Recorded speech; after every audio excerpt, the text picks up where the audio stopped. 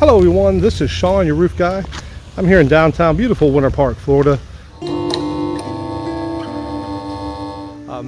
On another roof with some absolute fresh textbook hail damage. I'm gonna flip the camera around and show you a couple quick things so you guys can see what good size hail will do. The first thing it does is it strips all the leaves off the tree. You can see out in the neighborhood all the debris on the ground. Then when you come up to the roof, you look at things like this screen enclosure is completely gone. That's always a sign of some pretty good hail. But you want to see fresh impact from hail. That's good 2-inch hail.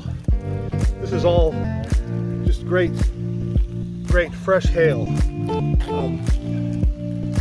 This roof was beat up pretty good. I would put this at every bit 2-inch hail. This is an easy one to help a homeowner out.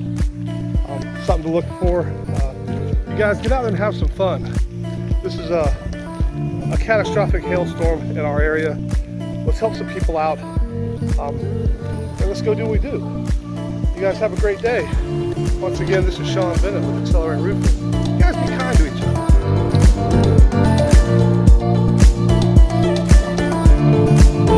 other.